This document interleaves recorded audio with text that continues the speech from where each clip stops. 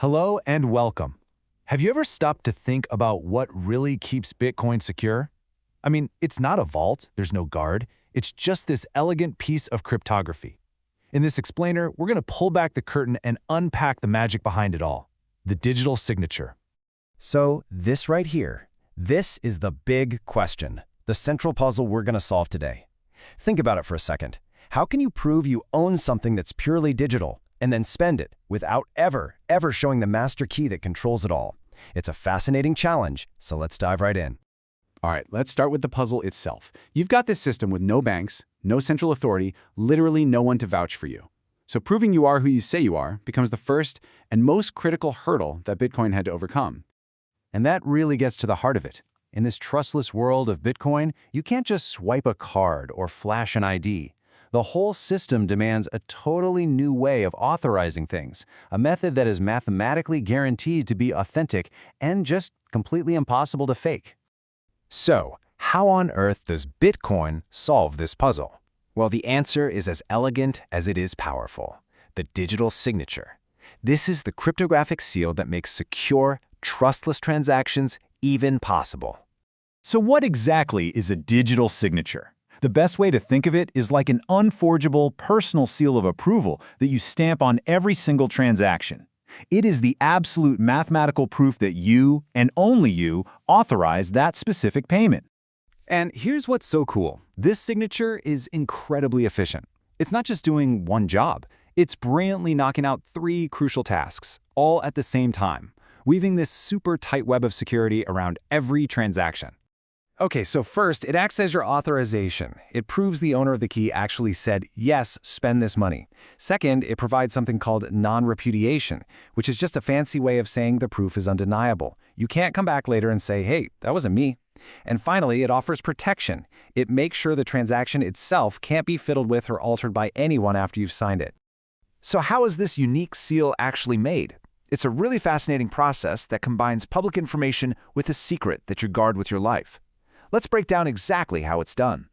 You know, a really great way to picture this is with a classic wax seal on a letter. The transaction details, who you're paying, how much, that's the letter. Your private key, the one thing you never ever share, is like your personal, one-of-a-kind signet ring. The digital signature, then, is that unique impression the ring leaves in the hot wax. It proves the letter came from you, and you never had to give anyone the ring itself. And here's where we get to see the magic trick in action. First, the system takes all the transaction data and creates a unique digital fingerprint of it, called a hash.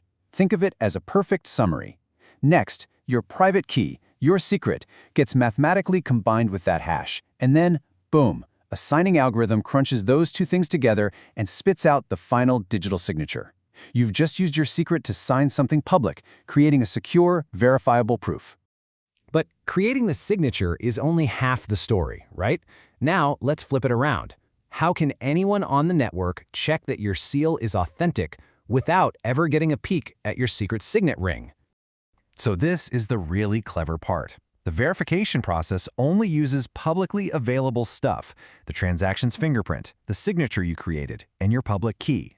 An algorithm then just runs a simple math check. Do these three pieces fit together like a lock and key?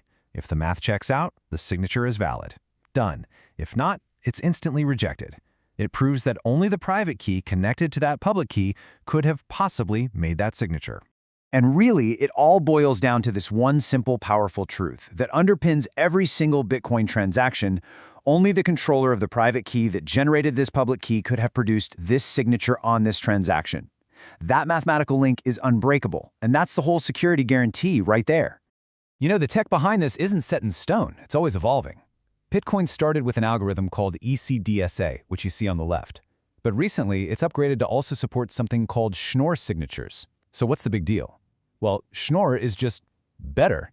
It's more efficient and flexible, which means transactions can be smaller, saving precious space on the blockchain. It's a perfect example of how Bitcoin's core security is always being improved and refined. All right, let's pull all this together. We've gone through the nuts and bolts of how a digital signature is made and checked. But so what? Why is this one little concept so fundamentally important to the entire Bitcoin system? And this right here is the core idea. Digital signatures are the engine that makes self-custody possible. They are literally what gives you the power to be your own bank, to control your funds directly without asking permission from anyone. This little technical detail is what enables true financial sovereignty. This technology is just so incredibly powerful, and its potential goes way beyond just money. So I'll leave you with this final thought. If this elegant cryptographic proof can so effectively secure a global financial network, what other parts of our digital world could it secure, transform, and empower in the future?